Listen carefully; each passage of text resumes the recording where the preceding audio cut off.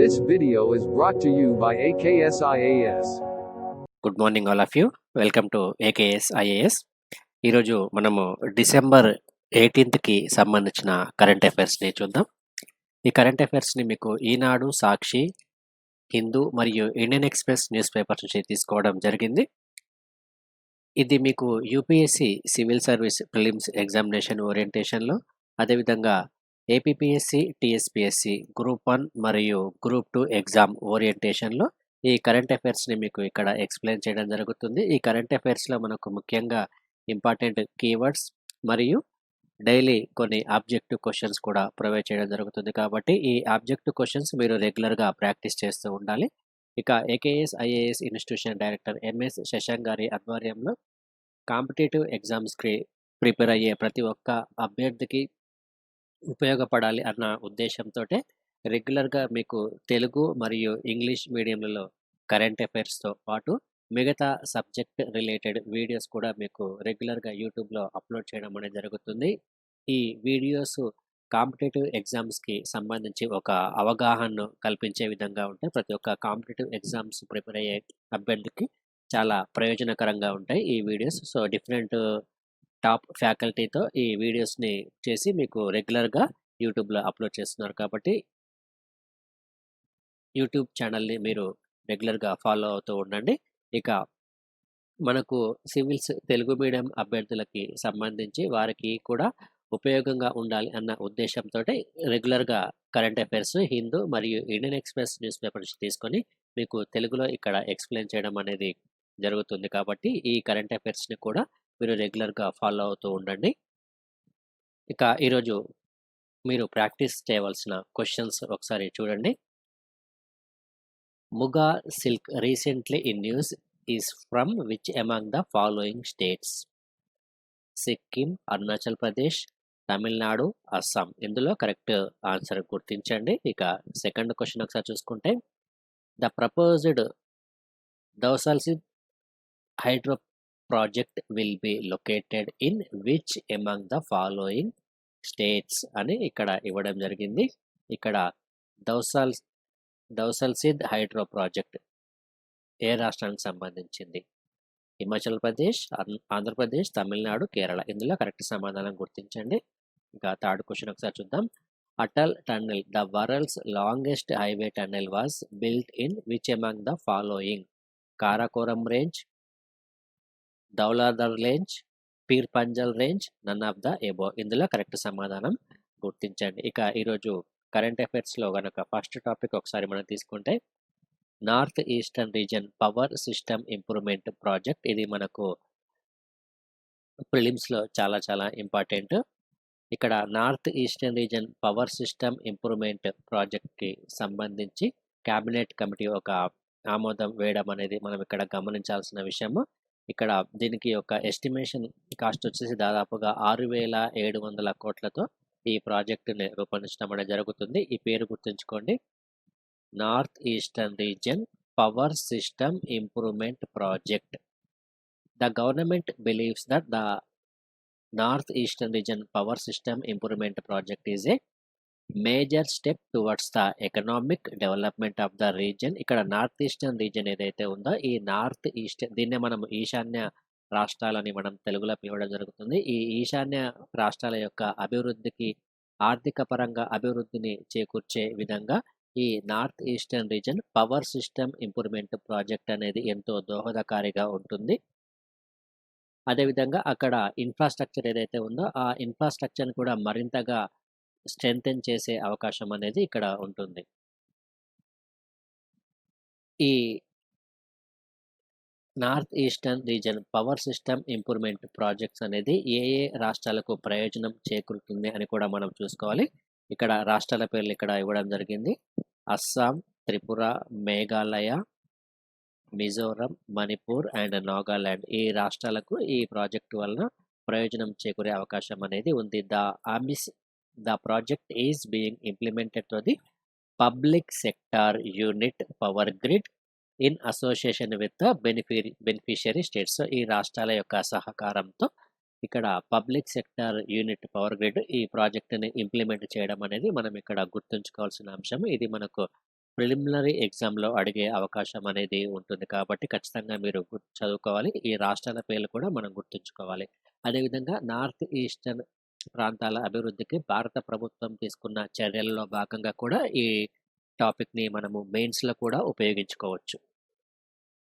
ఇక next end of the line for 107 year old train service అని మరొక అంశం మనకు ఇక్కడ ఇవ్వడం జరిగింది. ఈ అంశంలో మనకు ముఖ్యమైనదొచ్చేసి ఇక్కడ హిస్టారికల్‌గా మనం చదువుకోవాల్సిన అవసరం ఉంటుంది. అదేవిధంగా మనకు ఫ్యాక్చువల్ ఇన్ఫర్మేషన్‌లో భాగంగా ఈ టాపిక్‌ని చదువుకుంటాము.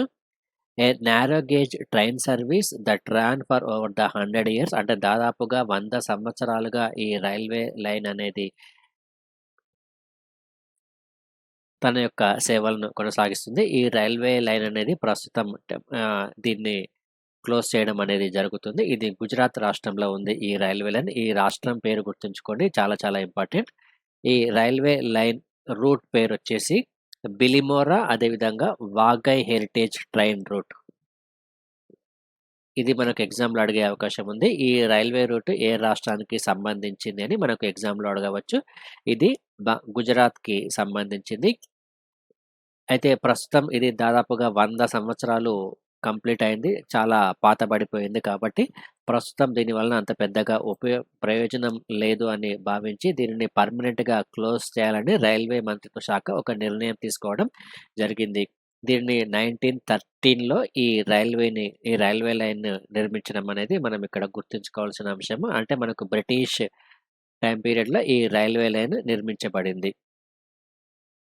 ఇక్కడ the narrow gauge train connecting between the Bilimora in Navsari district with Waghai in Dang district was started by the rulers of the Gaekwad dynasty of the princely state of Baroda.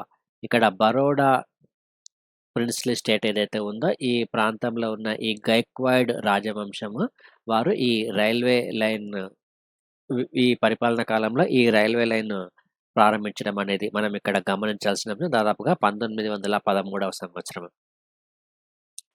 దీన్ని ఆపరేట్ చేసింది Gaikwad Baroda state railway owned by the Sayajirao Gaikwad III.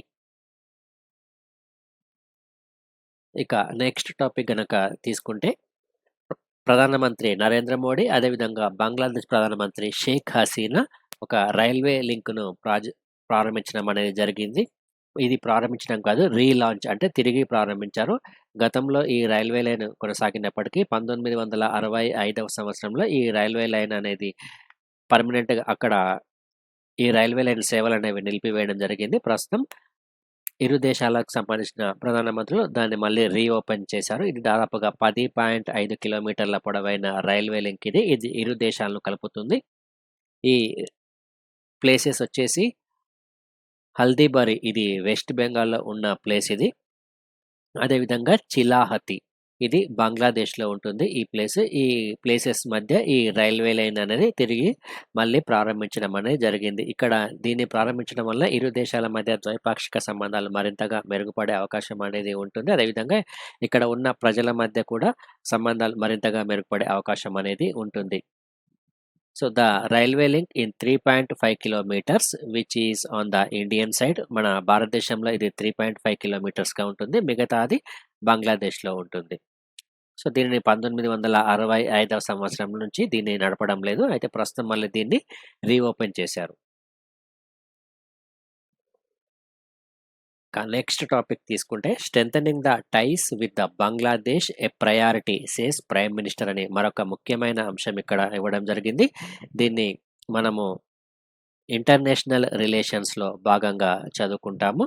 ఇక్కడ భారత్ మరియు బంగ్లాదేశ్‌ల మధ్య ఉన్న ద్వైపాక్షిక సంబంధాలలో భాగంగా already మనం ఇప్పుడే చెప్పుకున్న రైల్వే లైన్‌ను ఓపెన్ చేయడం అనేది జరిగింది. అదేవిధంగా మనకు భారతదేశంకి నైబర్‌హుడ్ ఫస్ట్ పాలసీ అనే ఒక సిద్ధాంతం ఉంది. ఈ నైబర్‌హుడ్ ఫస్ట్ పాలసీ అంటే మన భారతదేశంలో చుట్టూ ఉన్న నైబర్‌హుడ్ దేశాలు ఏవైతే ఉన్నాయో ఆ దేశాలతో మెరుగైన వాణిజ్య సంబంధాలను అదేవిధంగా మెరుగైన ద్వైపాక్షిక సంబంధాలను పెంపొందించుకునే విధానమే నైబర్‌హుడ్ ఫస్ట్ పాలసీ. ఈ పేరు గుర్తుంచుకోండి, నైబర్‌హుడ్ ఫస్ట్ పాలసీ. అందులో భాగంగానే మన సరిహద్దును పంచుకుంటున్న బంగ్లాదేశ్ ఏదైతే ఉందో ఈ బంగ్లాదేశ్ ప్రధానమంత్రి అదేవిధంగా భారత ప్రధానమంత్రి మధ్య ప్రస్తుతం చర్చలు అనేవి కొనసాగుతున్నాయి. అందులో భాగంగానే ఇక్కడ ఈ రైల్వే లింక్‌ని ప్రారంభించడం మనం ఇక్కడ గమనించాల్సిన అంశం. ఇది fifth such links between the 2 countries. అంటే ఆల్రెడీ మనకు 4 రైల్వే లైన్స్ ఉన్నాయి. ఇది 5వ రైల్వే లింక్ ఇది. ఇక్కడ ఈ సందర్భంగా భారత్ మరియు బంగ్లాదేశ్‌ల మధ్య దాదాపుగా 7 ఒప్పందాలు అనేవి కుదుర్చుకోవడం జరిగింది. ఈ ఒప్పందాలపై ఇరు దేశాలు సంతకం చేయడం జరిగింది. ఇక్కడ ముఖ్యంగా హైడ్రో కార్బన్స్‌కి సంబంధించి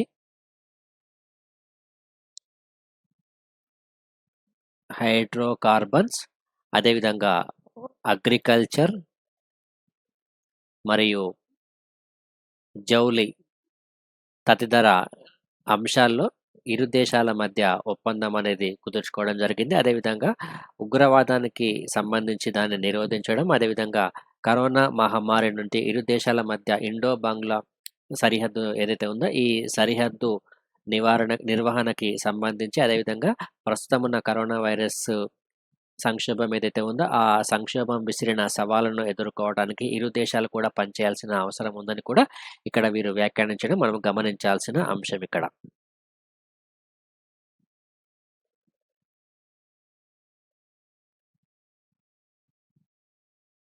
ఇక నెక్స్ట్ టాపిక్ ఒకసారి చూసుకుందాం. Strengthening the టైస్. ఇది ఆల్రెడీ మనకు కవర్ అయిన టాపిక్ ఇది. సో ఇక్కడ ఈ 7 అగ్రిమెంట్స్ అనే పారాగ్రాఫ్ ఏదైతే ఉందో ఇది మనకు చాలా చాలా important.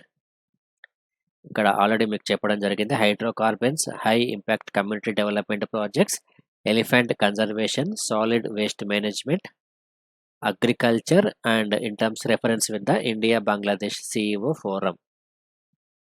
Mr. Hasina said, "Our relations have embarked on a landmark movement. Bangladesh has stepped into the 50th year of its independence." Bangladesh 50th independence యానివర్సరీని జరుపుకుంటున్న సందర్భంలో ఇక్కడ మనం చాలా ఇంపార్టెన్స్ ఇవ్వాల్సిన అవసరం అనేది ఉంది.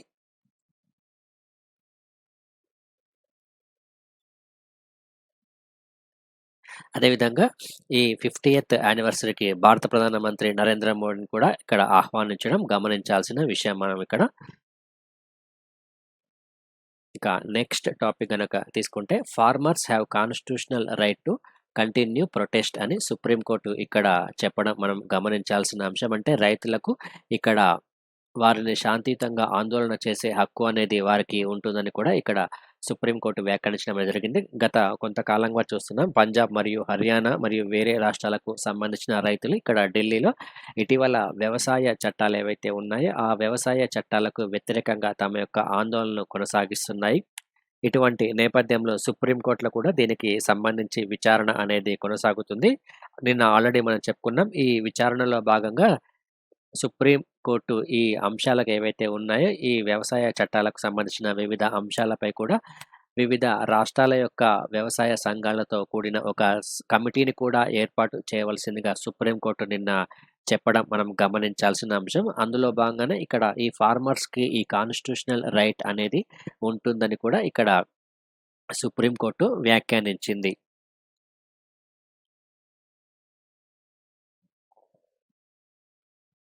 ఇక నెక్స్ట్ టాపిక్ గనక మనం ఇక్కడ తీసుకుంటే, ISRO launches satellites for communications అనే ఒక అంశం మనకి ఇక్కడ ఇవ్వడం జరిగింది. ఇది మనకు ముఖ్యంగా కమ్యూనికేషన్ శాటిలైట్ ఇది మన భారతదేశానికి సంబంధించి 42nd కమ్యూనికేషన్ శాటిలైట్ CMS-01 అనే శాటిలైట్ దీని పేరు.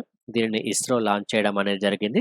సతీష్ ధావన్ స్పేస్ సెంటర్ నుంచి ఈ కమ్యూనికేషన్ శాటిలైట్స్‌ని లాంచ్ చేయడం జరిగింది. మనకు ఈ సతీష్ ధావన్ స్పేస్ సెంటర్ ఎక్కడ ఉందంటే శ్రీహరికోటలో ఉంది ఇది.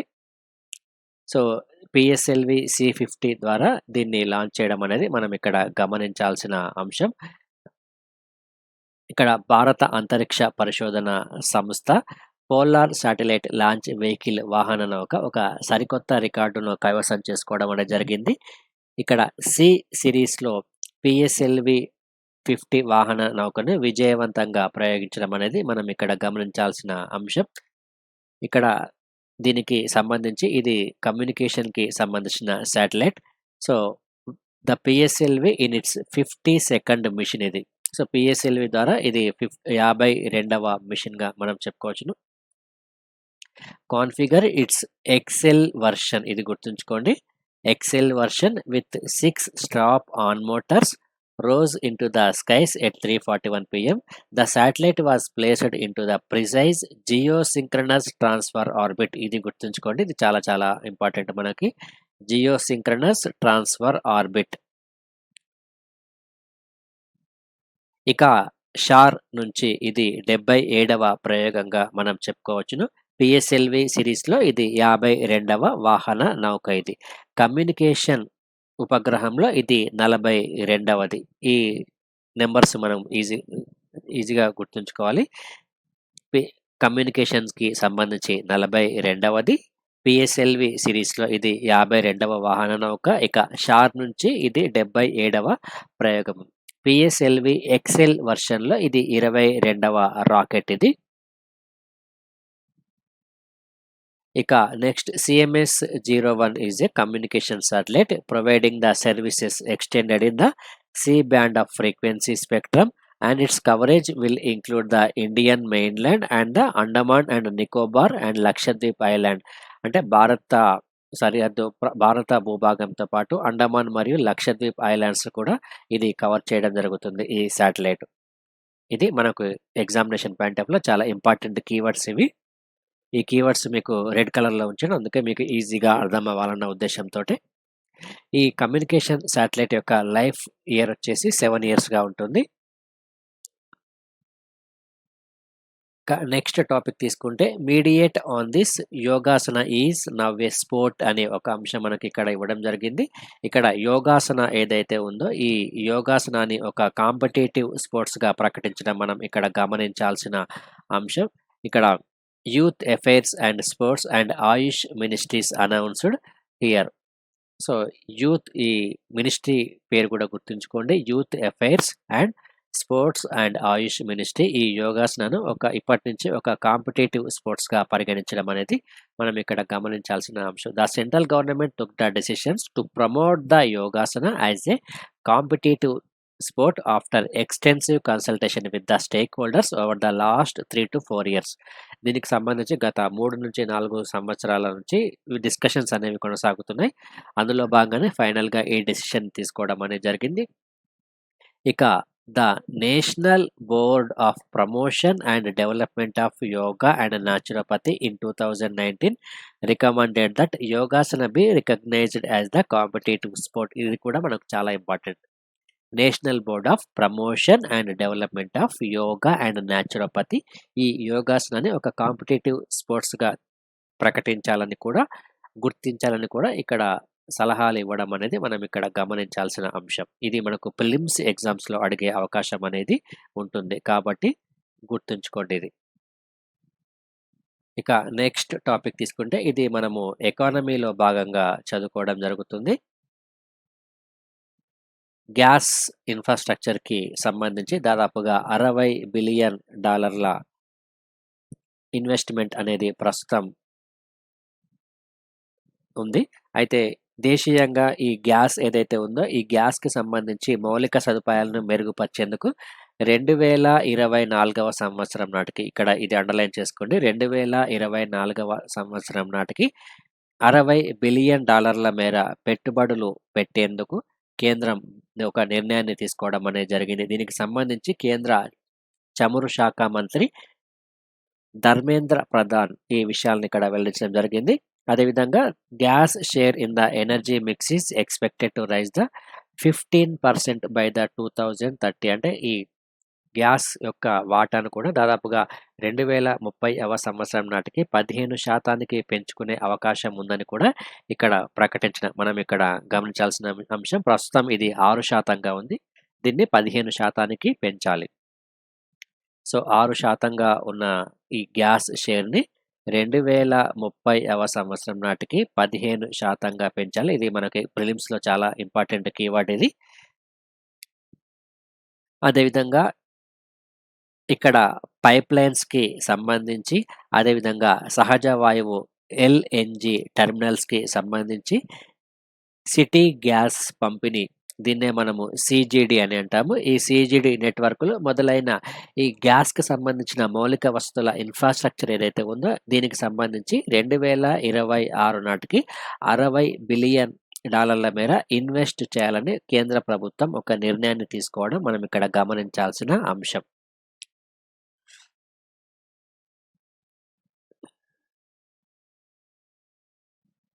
అదేవిధంగా దేశవ్యాప్తంగా 1000 ఎల్ఎన్‌జీ ఫ్యూయల్ స్టేషన్స్‌ను కూడా ఏర్పాటు చేయడం జరిగింది. ఇది కూడా గుర్తుంచుకోవాలి. We plan to have the 1000 LNG fuel stations across the country.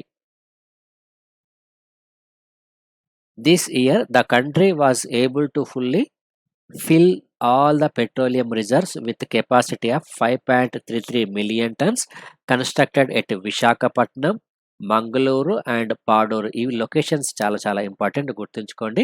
Visakhapatnam, Mangaluru and Padur. So ఇక్కడ ఈ ప్లేసెస్‌లో ఈ పెట్రోలియంకి సంబంధించిన రిజర్వ్స్‌ని ఏర్పాటు చేయనున్నారు. ఇందులో మొత్తం కెపాసిటీ వచ్చేసి 5.33 మిలియన్ టన్స్ కెపాసిటీ అనేది ఉంటుంది. ఈ ప్లేసెస్ చాలా ఇంపార్టెంట్. విశాఖపట్నం, మంగళూరు అండ్ పాడూరు. ఇవేంటివి? Petroleum reserves.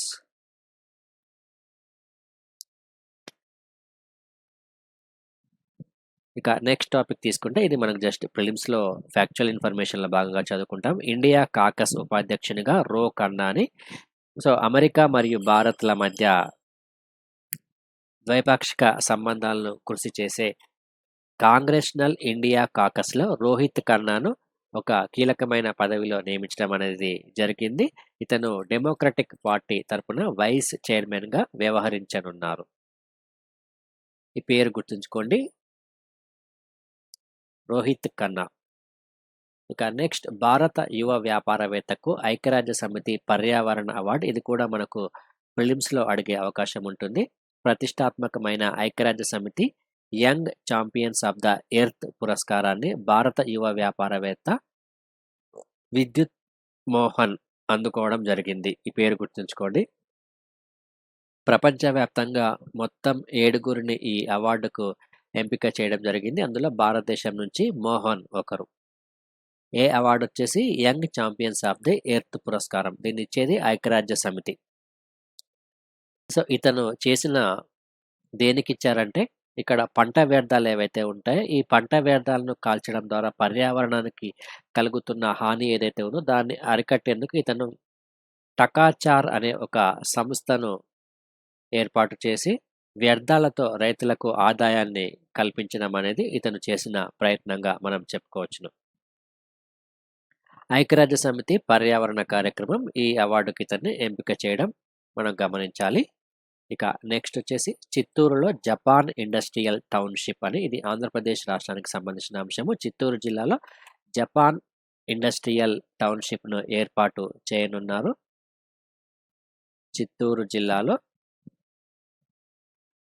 జపాన్ ఇండస్ట్రియల్ టౌన్షిప్ని ఏర్పాటు చేయనున్నట్లు పరిశ్రమల శాఖ మంత్రి మేకపాటి గౌతమ్ రెడ్డి ఒక ప్రకటన చేయడం మనం ఇక్కడ గమనించాల్సిన విషయం. ఆల్రెడీ మనకు శ్రీ సిటీలో ఈ జిట్‌కు సంబంధించి మరొకటి కూడా నిర్మించనున్నారు.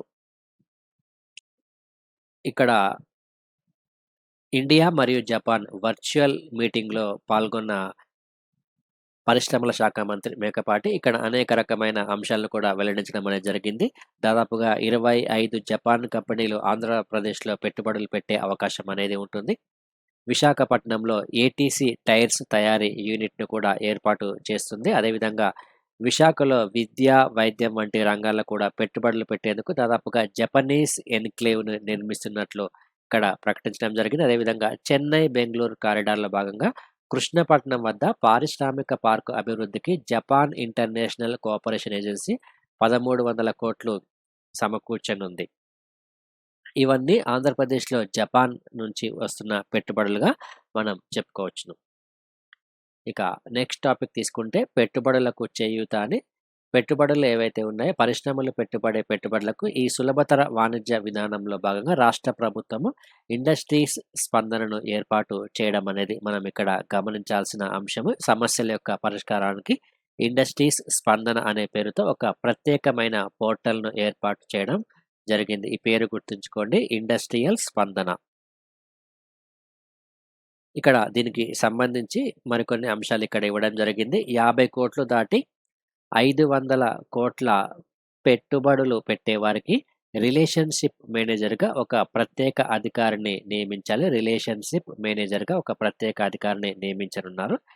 500 కోట్లు దాటిన పెట్టుబడులు ఏవైతే ఉంటాయో వాటి కోసము మరియు విదేశీ పెట్టుబడుల కోసము ఏపీఈడిబి సిఇఓతో సంప్రదించి పరిశ్రమల శాఖ డైరెక్టర్ పూర్తి స్థాయి రిలేషన్‌షిప్ మేనేజర్‌ను నియమించాలని ఇక్కడ పేర్కొనడం జరిగింది. ఇది మనకు ప్రిలిమ్స్‌లో అడిగే అవకాశం ఉంటుంది. చాలా చాలా ఇంపార్టెంట్. అదేవిధంగా మన ద పెట్టుబడులు రావటానికి ఒక ప్రత్యేకమైన డెస్క్‌ని ఏర్పాటు చేస్తారు. వివిధ రంగాల వారీగా ఇన్వెస్ట్‌మెంట్ ప్రమోషనల్ ఏజెన్సీని కూడా ఏర్పాటు చేయనున్నారు. ఇక ఈరోజు ఆన్సర్స్ చూద్దాం. నిన్న ఇచ్చిన క్వశ్చన్స్‌కి. With reference to the Ayush grid project consider the following statements. The Ayush grid project was initiated by the ministry of Ayush in 2018 for creating the comprehensive IT backbone for the entire sector. ఇది correct statement. ఇక second, the most significant among the different initiatives implemented so far in the project is the Ayush health management information system. ఇది కూడా correct statement. మనకు answer వచ్చేసి both 1 and 2. ఇక second question చూద్దాం. Data governance quality index is initiative by NITI Aayog, PRS, association for democratic reforms, ఇక్కడ none of the above. ఇక్కడ data governance quality ఇండెక్స్ని initiative చేసింది నీతి ఆయోగ్. ఇక థర్డ్ క్వశ్చన్ చూద్దాం. With reference to the wild life week consider the following statements అని ఇక్కడ ఇవ్వడం జరిగింది.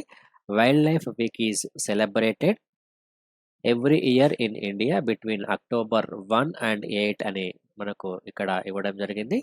ఇక్కడ మనము ఈ వైల్డ్ లైఫ్ వీక్ ఏదైతే ఉందో ఈ వైల్డ్ లైఫ్ వీక్ని మనము ఎప్పుడు జరుపుకుంటామంటే October 1 నుంచి 8 మధ్యలో జరుపుకోవడం అనేది జరుగుతుంది. ఇది ఫస్ట్ స్టేట్మెంట్ మనకు కరెక్ట్ స్టేట్మెంట్. ఇక second statement, the annual theme of the campaign is to promote the preservation of fauna that is animal life అని ఇక్కడ ఇవ్వడం జరిగింది. ఇది కూడా మనకు కరెక్ట్ స్టేట్మెంట్. ఇక్కడ ఆన్సర్ వచ్చేసి బోత్ 1 and 2. ఇక ఏకేఎస్ ఐఏఎస్ అందించే కోర్సెస్కి సంబంధించిన సమాచారము. ముందుగా యూపీఎస్సికి సంబంధించిన వివరాలు చెప్తాను. యూపీఎస్సి సివిల్ సర్వీస్ ఎగ్జామినేషన్స్కి general studies prelims cum mains బ్యాచ్ని ప్రొవైడ్ చేస్తున్నాము.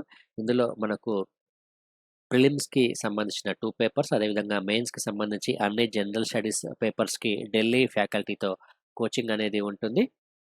ప్రస్తుతం మనకు December 24కి కొత్తగా ఆఫ్లైన్ బ్యాచ్ అనేది స్టార్ట్ అవుతుంది. ఈ బ్యాచ్కి సంబంధించిన వివరాల కోసము మీరు 8448449709 అనే నెంబర్కి కాల్ చేయొచ్చు.